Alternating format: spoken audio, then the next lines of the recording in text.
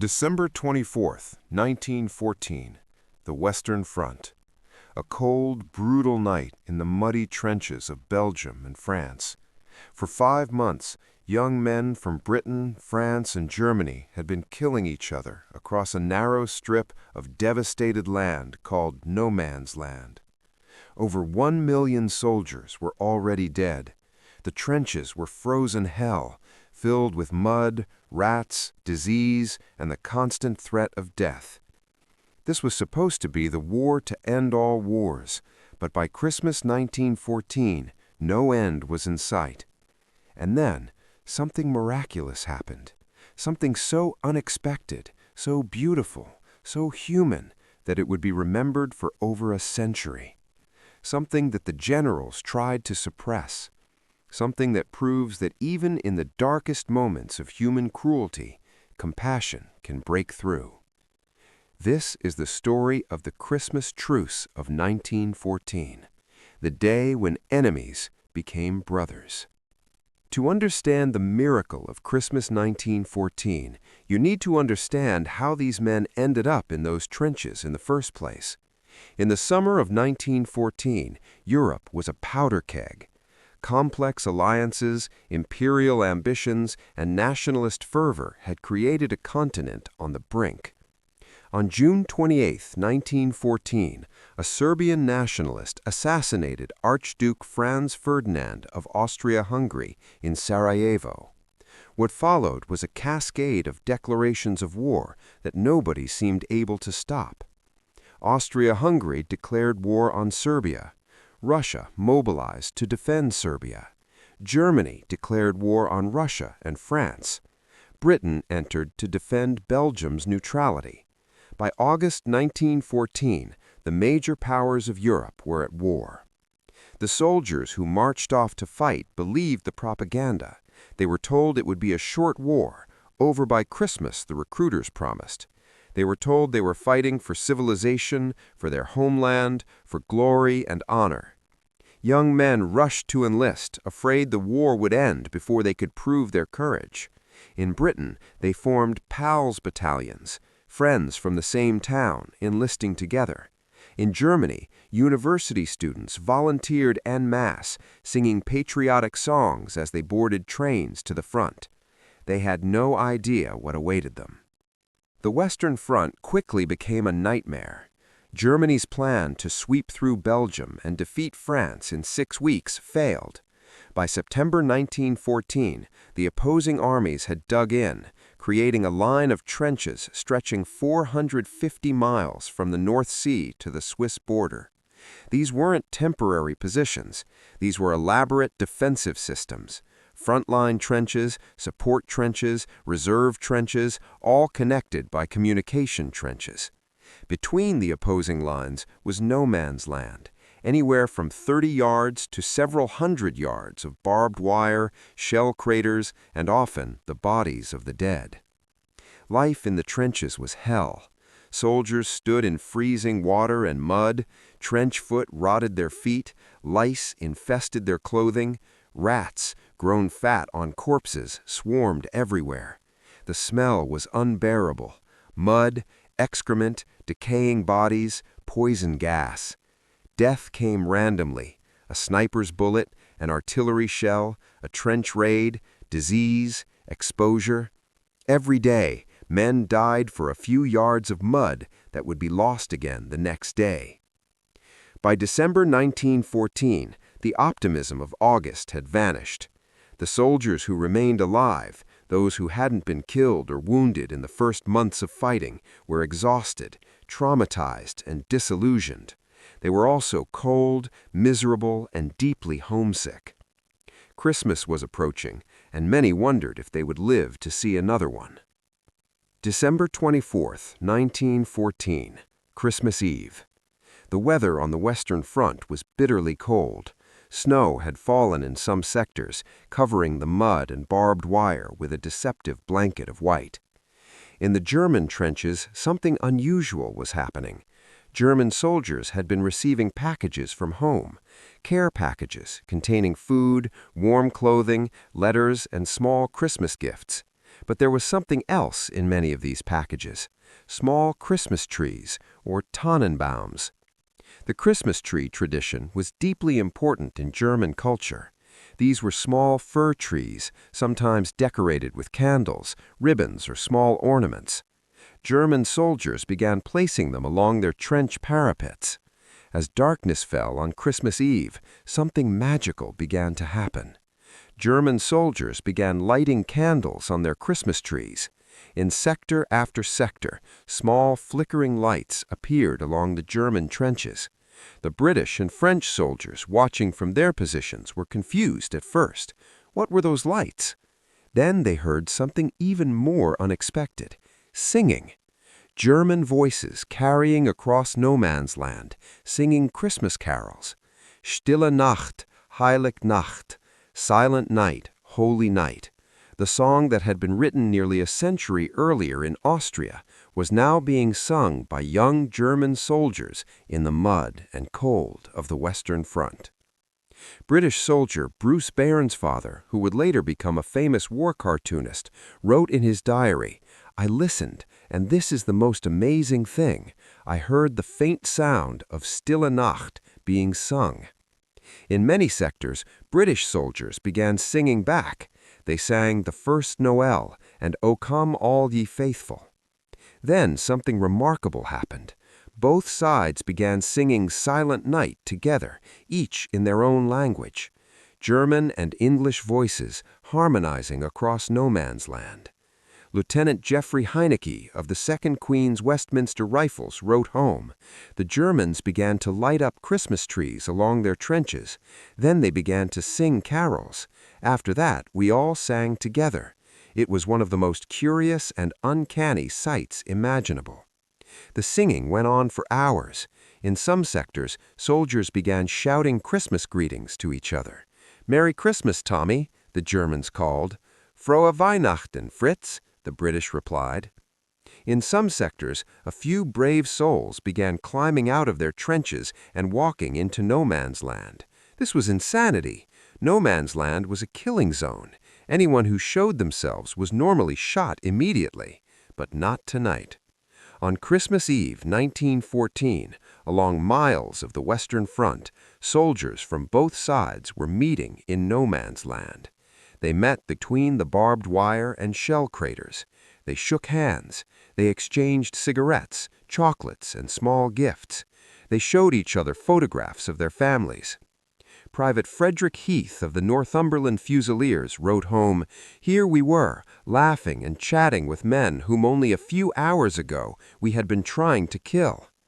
Captain Sir Edward Hewell wrote to his mother, "A German officer came out, and one of ours went to meet him. They shook hands and exchanged cigarettes and cigars. Then several of us went out. It was weird seeing these men we'd been shooting at for months, now shaking hands and wishing each other a Merry Christmas." The generals, of course, knew nothing of this. Staff officers safely behind the lines had no idea that along significant stretches of the Western Front, their soldiers were fraternizing with the enemy. As Christmas Eve turned into Christmas Day, an unofficial, spontaneous truce was spreading. In some sectors, the truce remained tentative and limited. In others, it blossomed into something extraordinary. By dawn on Christmas Day, tens of thousands of soldiers would be celebrating together in no man's land. Dawn broke on Christmas Day, 1914. Along significant stretches of the Western Front, particularly in the British and German sectors, the truce held. What happened that day was nothing short of miraculous. In many places, soldiers who had been trying to kill each other for months now gathered in no man's land by the hundreds. They came out into the winter sunlight, blinking in disbelief at what was happening. The first order of business was grim but necessary: burying the dead. Bodies had been lying in no man's land for weeks, sometimes months. The fighting had been so intense that it was impossible to recover casualties. Now, in the silence of Christmas Day, soldiers from both sides worked together to bury their fallen comrades. British and German soldiers dug graves side by side. They held joint burial services, with chaplains from both sides reading prayers. German soldiers would stand at attention as British dead were buried. British soldiers would salute as German bodies were laid to rest. Lieutenant Kurt Zemisch of the 134th Saxon Regiment wrote in his diary, "The English brought a dead soldier over to us, and we buried him beside our dead soldiers. We all stood together and sang a hymn." Captain Charles Stockwell wrote, "The Germans were digging graves for their dead and ours. We all stood to attention with our caps off while they buried them. It was an incredible sight." After the burials, something even more remarkable happened. The soldiers began to socialize. In some sectors, impromptu football matches broke out. The most famous was near Ypres, where the 133rd Saxon Regiment played against British soldiers. The Germans won 3-2, using a makeshift ball. Some accounts say it was a ration tin, others a sandbag stuffed with straw. Lieutenant Johannes Niemann of the 133rd Saxon Regiment later wrote, "The ball appeared from somewhere. Then a real football match started. The Scots marked their goal with their caps. We did the same with ours. It was far from easy to play on the frozen ground, but we continued, keeping rigorously to the rules, despite the fact that it only lasted an hour." Elsewhere, soldiers simply talked. They discovered they had more in common than they'd imagined. Many German soldiers spoke English. Some had worked in England before the war. They talked about their families, their homes, their hopes. They complained about their officers and the food. They laughed at shared jokes about trench life.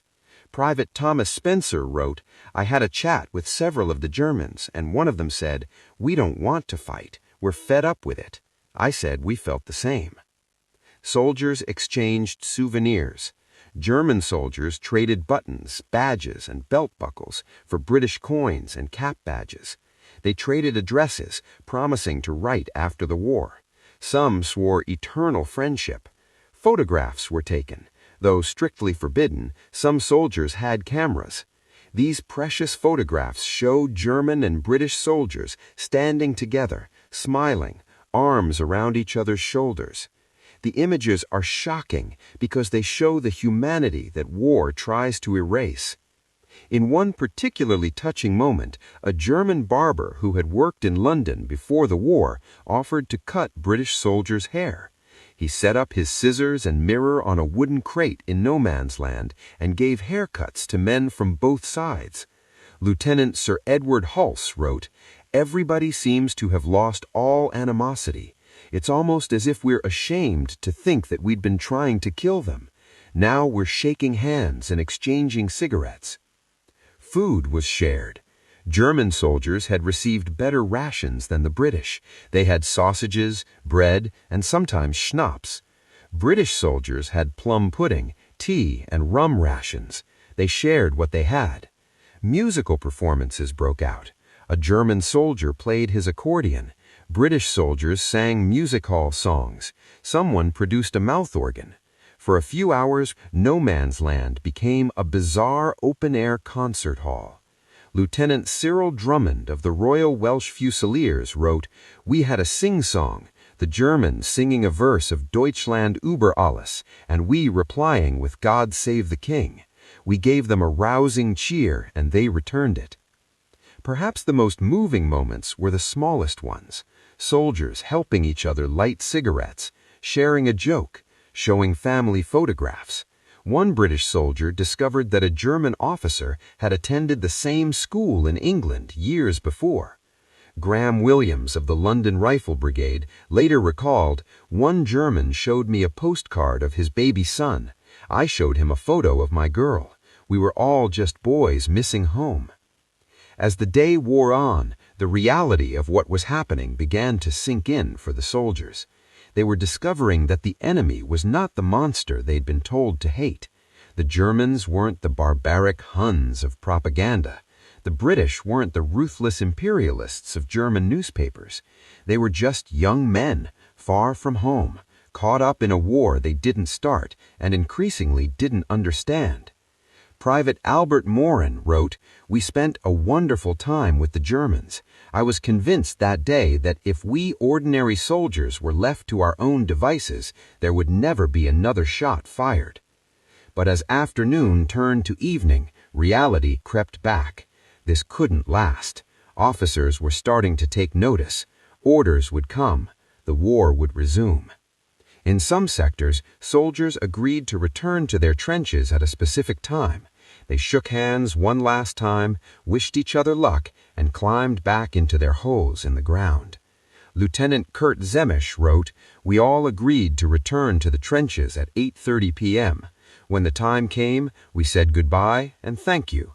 Then we went back to killing each other." Other sectors saw the truce extend into December 26th and even beyond. But everywhere, eventually, the shooting resumed. The Christmas truce was over. The Christmas truce embarrassed the high command on both sides. It challenged everything the generals believed about modern warfare.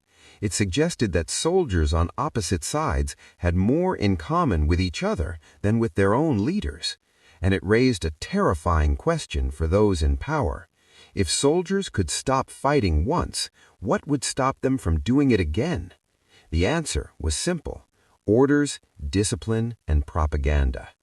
News of the Christmas truce began filtering back to Britain and Germany. Soldiers wrote letters home describing the miraculous events. Some newspapers picked up the stories, printing accounts of football matches and fraternization. The British High Command moved quickly to control the narrative. Field Marshal Sir John French, commander of the British Expeditionary Force, was furious. He issued strict orders. Any officer or soldier participating in unofficial truces with the enemy will be subject to court-martial. Similar orders came from German headquarters. The truce was portrayed as a weakness, a breach of military discipline. Officers who had allowed or participated in fraternization were reprimanded. Censorship of soldiers' letters was increased.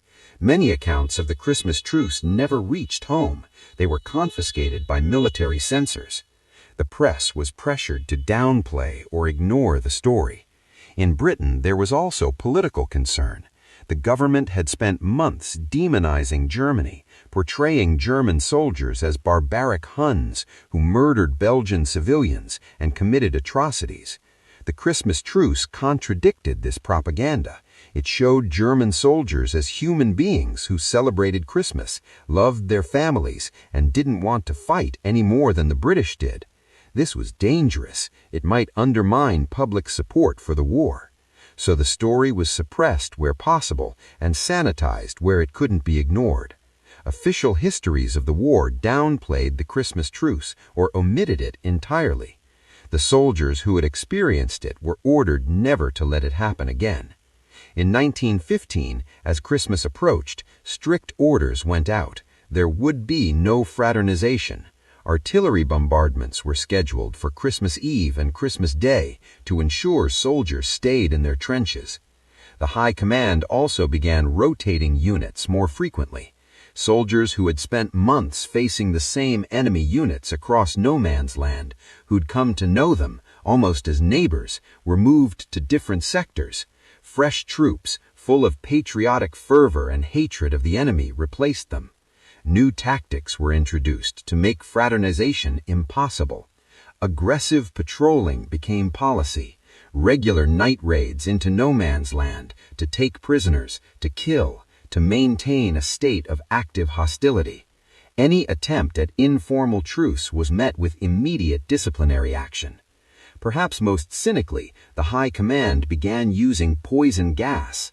The first major gas attack was at Ypres in April 1915. Gas warfare made truces nearly impossible. The psychological barrier to fraternization was raised higher when soldiers had experienced the horror of chemical weapons.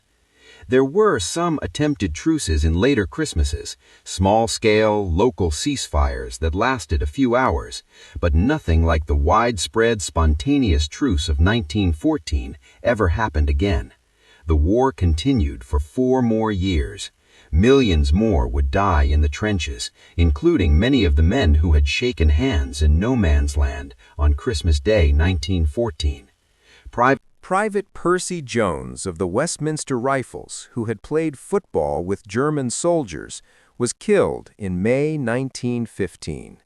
Lieutenant Kurt Ziemisch, who had helped bury British dead, survived the war but lost most of his friends. Lieutenant Edward Hulse, who had written so movingly about the truce, was killed by a sniper in March 1915, just 3 months after that Christmas Day. Many of the soldiers who experienced the Christmas truce never spoke about it publicly. When they returned home after the war, they found civilians who couldn't understand what they'd been through. The Christmas truce seemed too fantastic, too sentimental. It didn't fit the heroic narratives or the bitter recriminations that dominated post-war discourse. For decades, the Christmas truce was forgotten by official history. It survived primarily in private letters, diaries, and the quiet memories of aging veterans. It wasn't until the 1960s and 1970s, as historians began examining personal accounts from the war, that the full scope of the Christmas truce became clear. Researchers like Malcolm Brown and Shirley Seaton collected hundreds of first-hand accounts, photographs, and letters.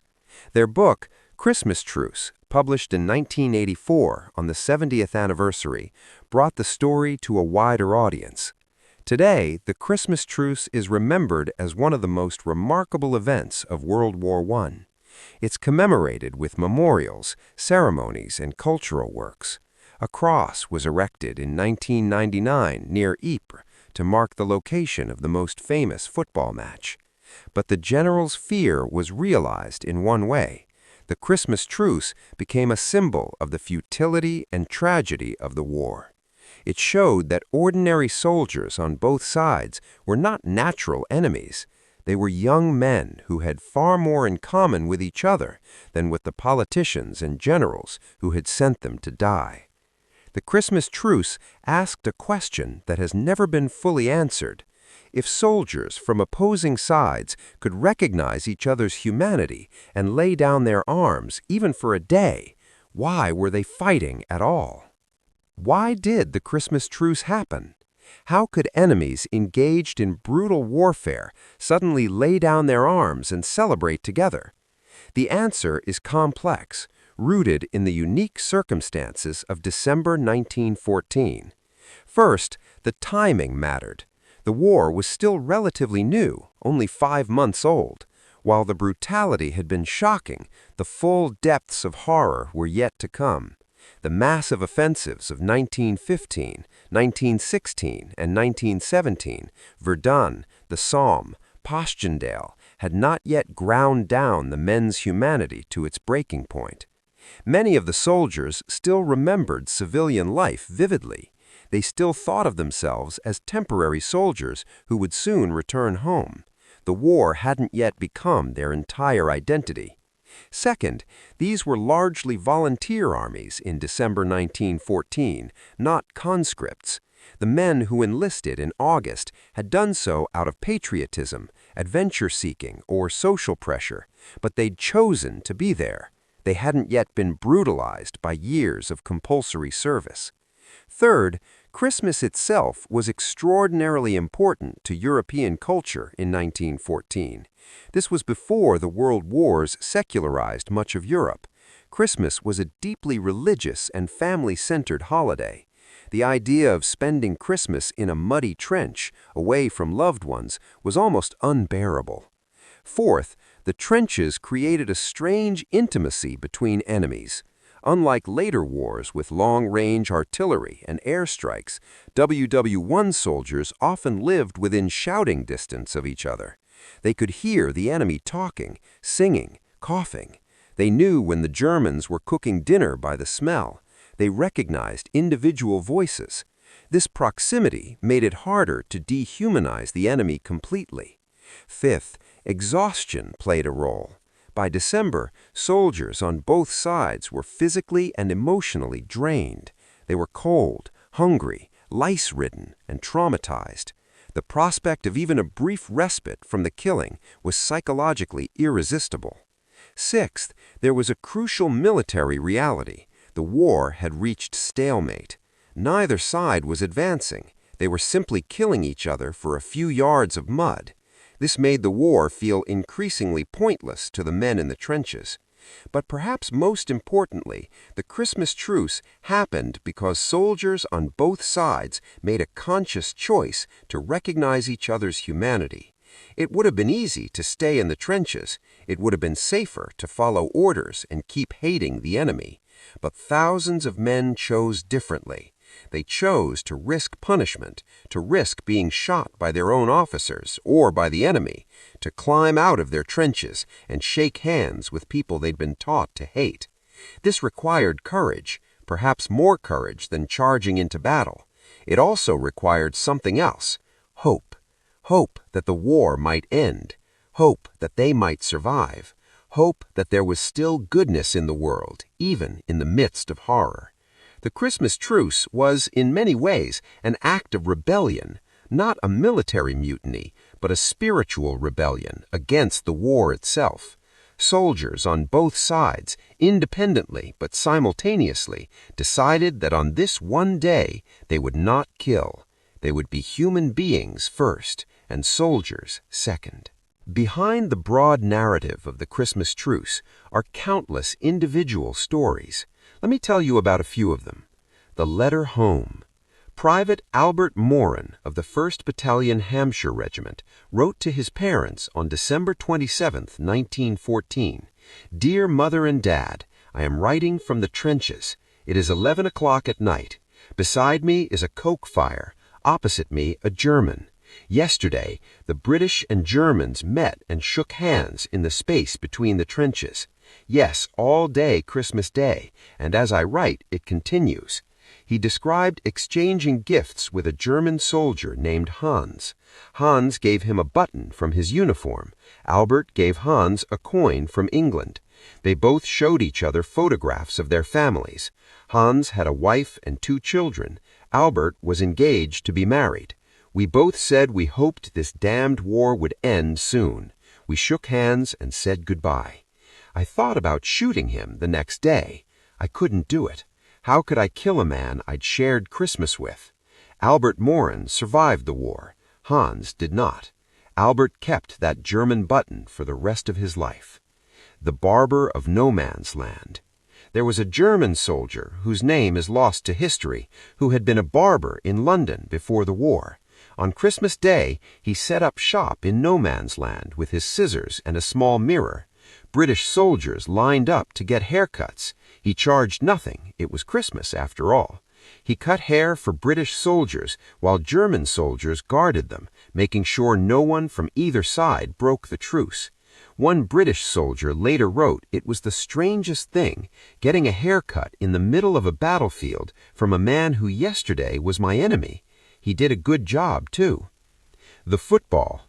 The football match near Ypres has become the most famous image of the Christmas truce, but the ball itself has an interesting story. Lieutenant Johannes Niemann of the 133rd Saxon Regiment claimed the ball came from his regiment's supply, but a Scottish soldier, J.L. Mackenzie, claimed years later that it was a Scottish soldier who produced the ball, packed in his kit from home. The truth may never be known. What matters is that within minutes of someone producing a ball, over 100 soldiers were playing or watching. They played for about an hour before exhaustion and the frozen ground forced them to stop. What happened to the ball? Nobody knows. It was probably kicked back into one of the trenches and lost in the mud. But imagine that ball soaring through the air over no man's land, kicked by German feet and British feet, flying over the barbed wire and shell craters. For 1 hour, no man's land wasn't a killing ground, it was a football pitch. The buried enemies. Near Frelingen, a young British officer named Dugan Chater helped bury a German lieutenant. The German had been killed in an earlier fight, and his body had been lying in no man's land for weeks. Chater wrote in his diary, "We buried him properly with full military honors. Our chaplain read prayers in English. Their chaplain read prayers in German. We all stood together. It was one of the most remarkable sights I've ever seen. Both sides honoring a fallen enemy. As they lowered the German lieutenant into his grave, British soldiers fired a rifle volley salute. German soldiers saluted. Someone placed a wooden cross with the man's name on the grave." Chater wrote, "In that moment I realized he wasn't the enemy. He was just a man doing his duty, like we were. He could have been my friend in another time." The photograph. One of the few surviving photographs from the Christmas truce shows a group of British and German soldiers standing together. They're smiling, arms around each other's shoulders. Their uniforms are muddy, but their faces are happy. In the center is a young German private named Wilhelm Lang. To his left is a British corporal named James Mackenzie. They're both 19 years old. Years later, Wilhelm's grandfather found the photograph in his grandfather's book. The Christmas Truce of 1914 lasted only a day, sometimes two. Then the war continued for 4 more years. 20 million people died. Empires collapsed. The world changed forever. So what does the Christmas truce mean? Why does it still matter over a century later? The Christmas truce matters because it shows us something essential about human nature. In our darkest moments, when we're surrounded by death and violence, when we're told to hate and kill, we still have the capacity to choose compassion. It shows us that propaganda can be powerful, but it's not all-powerful. Governments and generals spent months dehumanizing the enemy, calling them monsters. But when soldiers met face to face, they discovered the propaganda was lies. The enemy was just another scared, cold, homesick young man. The Christmas truce challenges our assumptions about war. We're taught that war is inevitable, that enemies are irreconcilable, that violence is the only language of conflict.